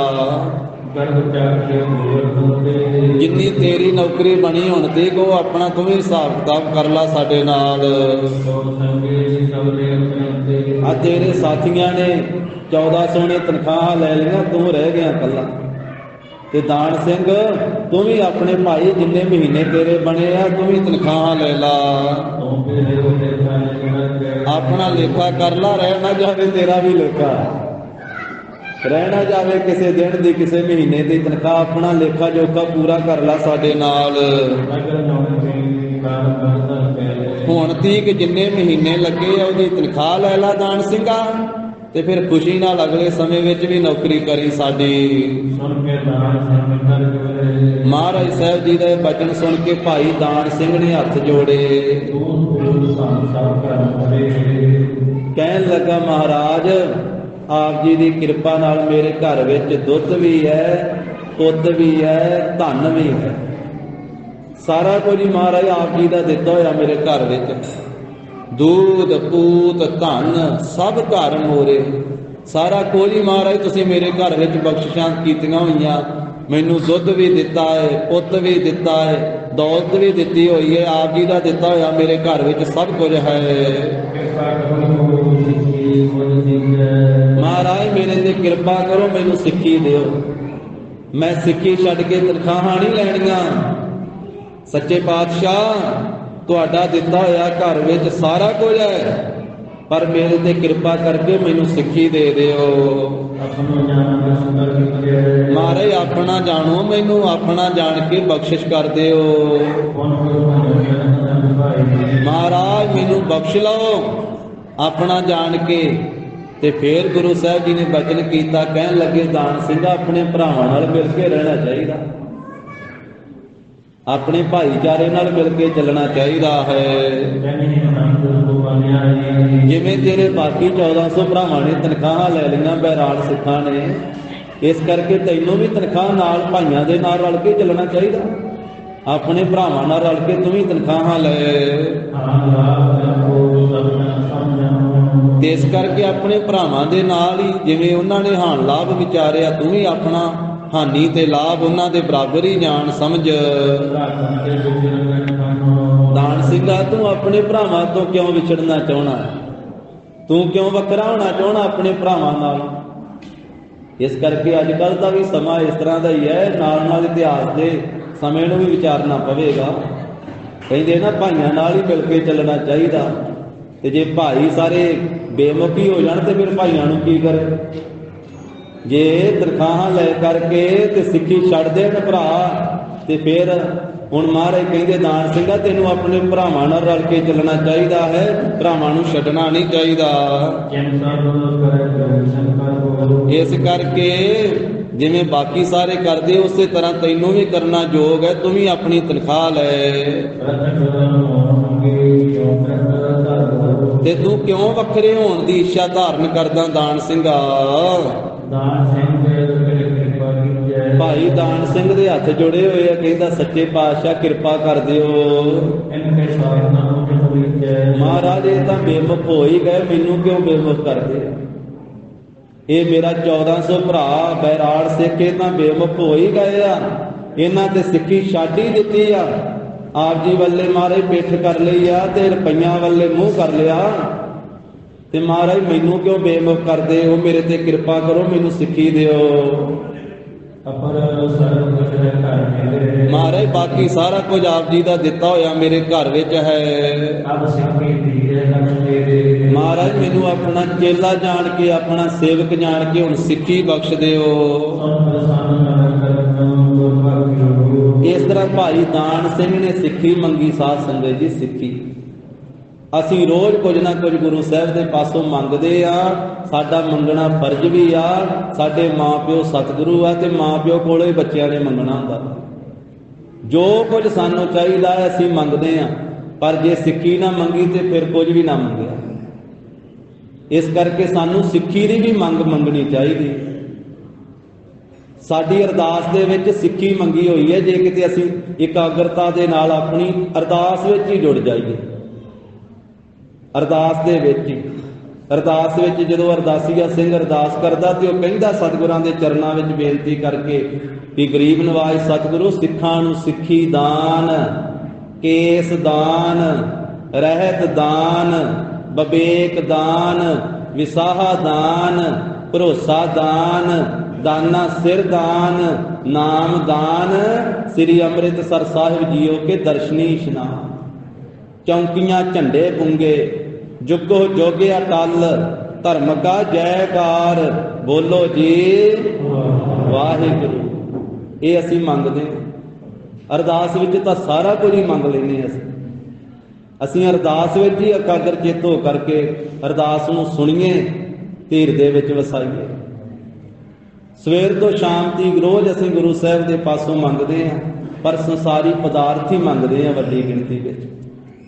ਰੋਜ਼ ਅਰਦਾਸਾਂ ਕਰ ਕਰਕੇ ਥੱਕ ਜਾਂਦੇ ਅਰਦਾਸੀਏ ਸਿੰਘ। ਸਾਰੀ ਦਿਹਾੜੀ ਅਰਦਾਸਾਂ ਹੁੰਦੀਆਂ, ਪਰ ਵਿਚਾਰ ਕੇ ਵੇਖੀਏ ਕਦੀ ਕੋਈ ਭਾਗਾਂ ਵਾਲਾ ਹੋਊਗਾ ਜਿਹੜਾ ਇਹ ਮੰਗਦਾ ਹੋਊ ਕਿ ਮਹਾਰਾਜ ਮੈਨੂੰ 5 ਬਾਣੀਆਂ ਦਾ ਨਿਤਨੇਮ ਦੇ ਦਿਓ। ਜਿੰਨੀਆਂ ਸਵੇਰ ਤੋਂ ਸ਼ਾਮਾਂ ਤੱਕ ਅਰਦਾਸਾਂ ਦੀਆਂ ਕੋਈ ਭਾਗਾਂ ਵਾਲਾ ਹੋਊਗਾ ਜਿਹੜਾ ਅਰਦਾਸ ਕਰਾ ਕੇ ਜਾਂਦਾ, ਉਹ ਮੇਰੇ ਬੱਚਿਆਂ ਨੂੰ, ਮੇਰੇ ਧੀ ਨੂੰ, ਮੇਰੇ ਪੁੱਤਰ ਨੂੰ ਮਹਾਰਾਜ 5 ਬਾਣੀਆਂ ਕੰਠ ਹੋ ਜਾਣ ਜਵਾਨੀ, ਰਹਿਰਾ ਸਾਹਿਬ ਦੀ ਬਾਣੀ ਕੰਠ ਹੋ ਜਾਵੇ, ਕੀਰਤਨ ਸੋਹਲੇ ਦੀ ਬਾਣੀ ਕੰਠ ਹੋ ਜਾਵੇ, ਮੇਰਾ ਪਰਿਵਾਰ ਸਾਫਤ ਸੂਰਤ ਹੋ ਜਾਵੇ, ਮੇਰੇ ਪਰਿਵਾਰ ਨੂੰ ਮਹਾਰਾਜ ਗੁਰਬਾਣੀ ਪੜ੍ਹਨ ਦੀ ਦਾਤ ਬਖਸ਼ਿਸ਼ ਕਰੋ, ਨਿਤਨੇਮ ਦੀ ਦਾਤ, ਸੇਵਾ ਤੇ ਸਿਮਰਨ ਦੀ ਦਾਤ ਬਖਸ਼ੋ। ਇਹ ਕੋਈ ਅਰਦਾਸ ਕਿਤੇ ਵਿਰਲਾ ਕੋਈ ਜਗ ਮੈਂ ਹੁਕਮ ਕੱਢ ਗਿਆ ਹੈ, ਵਿਰਲੇ ਕਈ ਕੇ, ਨਹੀਂ ਤੇ ਸਵੇਰ ਤੋਂ ਸ਼ਾਮ ਤੀਕ ਅਰਦਾਸਾਂ ਆਪਾਂ ਜਾਣਦੇ ਹਾਂ ਜਿਹੜੀਆਂ ਹੁੰਦੀਆਂ ਸੰਸਾਰੀ ਪਦਾਰਥ ਹੀ ਮੰਗਦੇ ਆ ਜਾਂ ਫਿਰ ਕੈਨੇਡਾ ਅਮਰੀਕਾ ਮੰਗਦੇ ਆ, ਇਹੋ ਕੁਝ ਹੀ ਆ। ਹਾਂ, ਪਦਾਰਥ ਜ਼ਰੂਰ ਮੰਗਣੇ ਅਸੀਂ ਗੁਰੂ ਸਾਹਿਬ ਦੇ ਕੋਲੋਂ ਮੰਗਣੇ, ਪਰ ਸਿੱਖੀ ਕਿਹਨੇ ਮੰਗਣੀ ਆ, ਬਾਣੀ ਕਿਸ ਨੇ ਮੰਗਣੀ ਹੈ। ਤੋ ਸਤਿਗੁਰੂ ਗਰੀਬ ਨਵਾਜ ਸਾਹਿਬ ਦੇ ਅੱਗੇ ਬੇਨਤੀ ਕੀਤੀ ਵੀ ਸੱਚੇ ਪਾਤਸ਼ਾਹ ਕਿਰਪਾ ਕਰੋ, ਤੁਹਾਡਾ ਦਿੱਤਾ ਹੋਇਆ ਘਰ ਵਿੱਚ ਸਭ ਕੁਝ ਹੈ, ਪਰ ਸਿੱਖੀ ਦੀ ਦਾਤ ਬਖਸ਼ਿਸ਼ ਕਰ ਦਿਓ ਆਪ ਜੀ। ਫਿਰ ਸਤਿਗੁਰੂ ਖੁਸ਼ ਹੋ ਕੇ ਬਚਨ ਕੀਤਾ, ਮਹਾਰਾਜ ਪ੍ਰਸੰਨ ਹੋ ਕਰਕੇ ਸੁਣ ਪ੍ਰਸੰਨ ਹੋਇ ਕਰ ਗੁਰ ਭਾਖਿਓ, ਸਿੱਖੀ ਕੋ ਬੀਰਜ ਤੈਂ ਰੱਖਿਓ। ਕਹਿਣ ਲੱਗੇ ਦਾਨ ਸਿੰਘਾ ਤੂੰ ਸਿੱਖੀ ਦਾ ਬੀਰਜ ਰੱਖ ਲਿਆ, ਸਿੱਖੀ ਦਾ ਬੀਜ ਰੱਖ ਲਿਆ, ਸਿੱਖੀ ਦਾ ਬੀਜ। ਆ 1400 ਨੇ ਤਾਂ ਸਿੱਖੀ ਤਿਆਗ ਦਿੱਤੀ ਨਾ, ਤੂੰ ਕੱਲਾ ਇਹਨਾਂ ਦੇ ਵਿੱਚੋਂ ਨਿਕਲਿਆ ਜਿੰਨੇ ਸਿੱਖੀ ਦਾ ਬੀਜ ਮਾਲਵੇ ਵਿੱਚ ਰੱਖ ਲਿਆ। ਕਿਸੇ ਬੀਜ ਦੇ ਸੜੇ ਮਹਾਰਾਜ ਕਹਿੰਦੇ ਬੀਜ ਇੱਕ ਹੀ ਹੁੰਦਾ ਵਾ, ਇੱਕ ਬੀਜ ਨੂੰ ਕਈ ਫਲ ਲੱਗ ਜਾਂਦੇ ਆ। ਹੁਣ ਦਾਨ ਸਿੰਘਾ ਤੂੰ ਬੀਜ ਰੱਖਣੇ ਆ ਨਾ ਮਾਲਵੇ ਦੇ ਵਿੱਚ ਸਿੱਖੀ ਦਾ, ਤੇ ਇਸ ਬੀਜ ਤੋਂ ਸਾਰੇ ਦੇਸ਼ ਦੇ ਵਿੱਚ ਸਿੱਖੀ ਉੱਗੇਗੀ। ਤੂੰ ਬੀਜ ਰੱਖ ਲਿਆ ਸਿੱਖੀ ਦਾ, ਤੇ ਤੇਰੇ ਰੱਖੇ ਹੋਏ ਬੀਜ ਤੋਂ ਸਾਰੇ ਦੇਸ਼ ਦੇ ਵਿੱਚ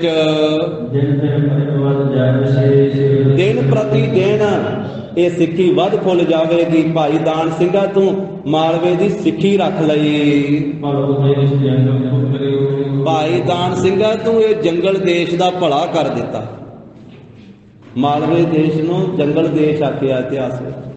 ਪਹਿਲਾਂ ਇੱਧਰ ਜ਼ਿਆਦਾ ਜੰਗਲ ਹੁੰਦਾ ਸੀ, ਇਹ ਤਾਂ ਫਿਰ ਮਾਲਵੇ ਨੂੰ ਮਾਲਾ ਮਾਲ ਗੁਰੂ ਗੋਬਿੰਦ ਸਿੰਘ ਮਹਾਰਾਜ ਨੇ ਕੀਤਾ। ਪਹਿਲਾਂ 6ਵੇਂ ਮਹਾਰਾਜ ਨੇ ਕੀਤਾ, 7ਵੇਂ ਪਾਤਸ਼ਾਹ ਨੇ ਕਿਰਪਾ ਕੀਤੀ, ਪਰ ਵਿਸ਼ੇਸ਼ ਕਿਰਪਾ 10ਵੇਂ ਪਾਤਸ਼ਾਹ ਨੇ ਮਾਲਵੇ ਵਿੱਚ ਕੀਤੀ। ਪਿੱਛੇ ਵੀ ਆਪਾਂ ਥਾਂ ਥਾਂ ਤੇ ਪੜ੍ਹਦੇ ਆਏ ਆ।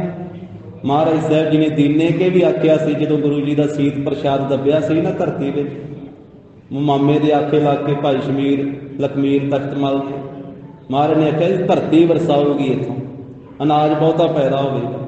ਅੱਗੇ ਜਦੋਂ ਡੇਲਿਆਂ ਦੇ ਫਲ ਜੇ ਸਟਾਏ ਸੀ, ਇੱਕ ਜ਼ਿਮੀਂਦਾਰ ਤੋਂ ਉੱਥੇ ਵੀ ਬਚਨ ਕੀਤਾ ਸੀ, ਇਸ ਦੇਸ਼ ਦਾ ਕਾਲ ਦੂਰ ਕਰ ਦਿੱਤਾ, ਇੱਥੇ ਫਸਲਾਂ ਬਹੁਤੀਆਂ ਹੋਣਗੀਆਂ। ਇਹ ਮਾਲਵੇ ਨੂੰ ਮਾਲਾ ਮਾਲ ਗੁਰੂ ਜੀ ਨੇ ਕੀਤਾ। ਮਾਲਵੇ ਦਾ ਪਹਿਲਾ ਨਾਮ ਸੀ ਜੰਗਲ ਦੇਸ਼, ਤੇ ਜੰਗਲ ਵਿੱਚ ਮੰਗਲ ਲਾ ਦਿੱਤੇ ਗੁਰੂ ਸਾਹਿਬ ਜੀ। ਜਿੱਥੇ ਜਾਏ ਬਹਿ ਮੇਰਾ ਸਤਿਗੁਰੂ, ਸੋ ਥਾਨ ਸੁਹਾਵਾ ਰਾਮ ਰਾਜ। ਤੋ ਗਰੀਬ ਨਵਾਜ ਸੱਚੇ ਪਾਤਸ਼ਾਹ ਕਹਿਣ ਲੱਗੇ, ਇਹ ਜੰਗਲ ਦੇਸ਼ ਦਾ ਭਾਈ ਦਾਨ ਸਿੰਘਾ ਤੂੰ ਭਲਾ ਕਰ ਦਿੱਤਾ, ਦਿਨ ਪ੍ਰਤੀ ਦਿਨ ਇੱਥੇ ਸਿੱਖੀ ਵਧੇਗੀ। ਇਹ ਵੱਡਾ ਤੂੰ ਪਰਉਪਕਾਰ ਕਰਨ ਵਿੱਚ ਹਿੱਤ ਧਾਰਨ ਕੀਤਾ ਹੈ। ਜਿਵੇਂ ਸਾਰੀ ਮਾਝੇ ਦੀ ਜਿਹੜੀ ਸਿੱਖੀ ਦੀ ਵਡਿਆਈ ਹੈ, ਉਹ ਭਾਈ ਮਹਾ ਸਿੰਘ ਨੇ ਰੱਖ ਲਈ। ਉਹ ਮਾਝੇ ਦੀ ਸਿੱਖੀ ਦੀ ਵਡਿਆਈ ਭਾਈ ਮਹਾ ਸਿੰਘ ਨੇ ਰੱਖ ਕੇ ਵਿਖਾ ਦਿੱਤੀ। ਕਿਉਂਕਿ ਭਾਈ ਮਹਾ ਸਿੰਘ ਨੂੰ ਖਿਦਰਾਣੇ ਦੀ ਢਾਲ ਤੇ ਮਹਾਰਾਜ ਨੇ ਆਖਿਆ ਸੀ, ਮਹਾ ਸਿੰਘਾ ਜੋ ਮੰਗੇਗਾ ਦੇਵਾਂਗੇ, ਮੰਗ। ਪਰ ਆਖਿਆ ਸੀ ਮਹਾਰਾਜ, ਜੋ ਆ ਪੰਚਾਇਤ ਨੇ ਆਗੂਆਂ ਨੇ ਆ ਕਰਕੇ ਤੇ ਬਦਾਵਾ ਲਿਖ ਦਿੱਤਾ ਨਾ ਸਾਥੀਆਂ ਨੇ, ਤੇ ਸਾਰੇ ਇਲਾਕੇ ਨੂੰ, ਸਾਰੇ ਮਾਝੇ ਨੂੰ ਸਿੱਖੀ ਤੋਂ ਮਹਾਰਾਜ ਖਾਰਜ ਕਰ ਦਿੱਤਾ ਵਾ। ਸਿੱਖੀ ਦੀ ਸਾਂਝ ਤੋੜ ਦਿੱਤੀ ਬਦਾਵਾ ਲਿਖ ਕੇ ਕਿ ਅਸੀਂ ਤੁਹਾਡੇ ਸਿੱਖ ਨਹੀਂ, ਤੁਸੀਂ ਸਾਡੇ ਗੁਰੂ ਨਹੀਂ। ਕਿਰਪਾ ਕਰੋ, ਜੇ ਮੈਨੂੰ ਕੋਈ ਦੇਣਾ ਚਾਹੁੰਦੇ ਹੋ ਬਦਾਵਾ ਪੜ੍ਹ ਤੇ ਸਿੱਖੀ ਦੀ ਟੁੱਟੀ ਹੋਈ ਸਾਂਝ ਨੂੰ ਗੰਢੋ। ਵਾਰ-ਵਾਰ ਮਹਾਰਾਜ ਨੇ ਆਖਿਆ, ਮਾਂ ਸਿੰਘਾ ਹੋਰ ਕੁਝ ਮੰਗ ਲਾ। ਆਖਿਆ ਨਹੀਂ, ਹੋਰ ਨਹੀਂ ਕੁਝ ਮੰਗਣਾ, ਸਿੱਖੀ ਦੀ ਟੁੱਟੀ ਸਾਂਝ ਗੰਢੋ। ਫਿਰ ਬਦਾਵਾ ਪਾੜ ਕੇ ਤੇ ਆਖਿਆ ਸੀ, ਲੈ ਟੁੱਟੀ ਹੋਈ ਸਾਂਝ ਗੰਢ ਲਈ ਹੈ ਮਾਂ ਸਿੰਘਾ। ਤੇ ਸਤਿਗੁਰੂ ਕਹਿੰਦੇ ਜਿਵੇਂ ਮਾਝੇ ਦੀ ਭਾਈ ਮਹਾ ਸਿੰਘ ਨੇ ਰੱਖ ਲਈ, ਇਸੇ ਤਰ੍ਹਾਂ ਦਾਨ ਸਿੰਘਾ ਮਾਲਵੇ ਦੀ ਤੂੰ ਰੱਖ ਲਈ ਹੈ। ਜਿਵੇਂ ਮਾਝੇ ਦੀ ਭਾਈ ਮਹਾ ਸਿੰਘ ਨੇ ਰੱਖ ਵਿਖਾਈ ਹੈ ਨਾ, ਇਸੇ ਤਰ੍ਹਾਂ ਮਾਲਵੇ ਦੀ ਭਾਈ ਦਾਨ ਸਿੰਘਾ ਤੂੰ ਰੱਖ ਲਈ ਹੈ ਸਿੱਖੀ। ਤੇ ਇਸ ਤਰ੍ਹਾਂ ਹੁਣ ਆਉਣ ਵਾਲੇ ਸਮੇਂ ਵਿੱਚ ਸਿੱਖੀ ਦੇ ਚਾਹਵਾਨ ਇੱਥੇ ਪੈਦਾ ਹੋਣਗੇ, ਮਹਾਨ ਗੁਰਸਿੱਖ ਇੱਥੇ ਪੈਦਾ ਹੋਣਗੇ ਇਸ ਧਰਤੀ ਦੇ ਉੱਤੇ, ਮਾਲਵੇ ਦੀ ਧਰਤੀ ਤੇ। ਇਹ ਫਿਰ ਭਾਈ ਦਾਨ ਸਿੰਘ ਨੇ ਸਾਧ ਸੰਗਤ ਜੀ, ਜੋ ਕਲਗੀਧਰ ਪਾਤਸ਼ਾਹ ਦੀ ਖੁਸ਼ੀ ਲਈ ਤਨਖਾਹ ਨਹੀਂ ਲਈ, ਸਿੱਖੀ ਲਈ ਮਹਾਰਾਜ ਸਾਹਿਬ ਦੇ ਪਾਸੋਂ।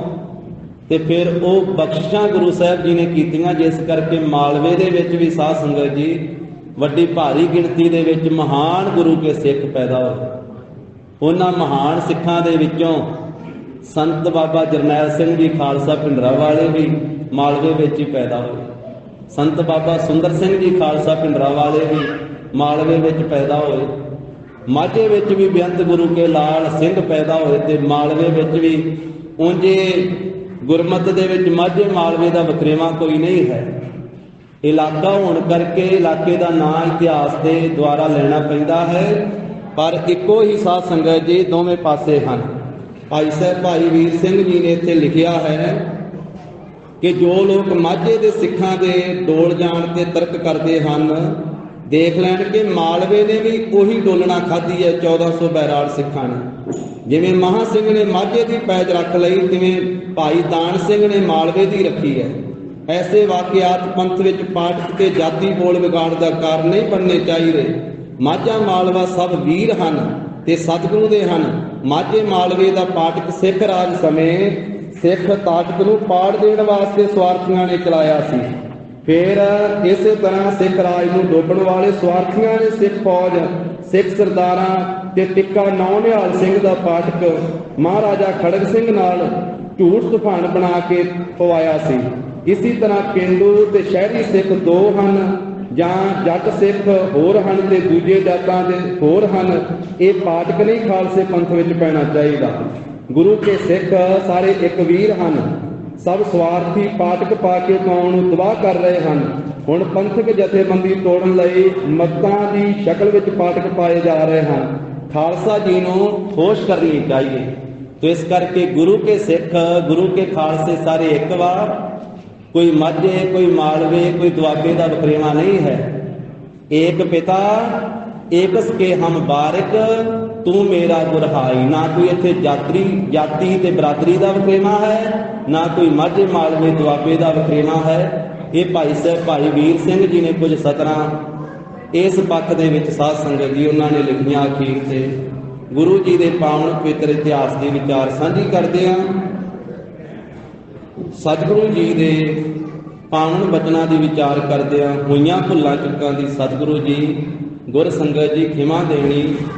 अज दे इस पवित्र प्रसंग विचों सानू यही सिक्ख्या मिली है कि असीं गुरु साहब जी के पासों किते दौलत ही ना संसारी मंगते रह जाइए, गुरु साहब जी के पासों सिक्खी मंगीए कि सच्चे पातशाह सानू अपनी सिक्खी भी दिओ।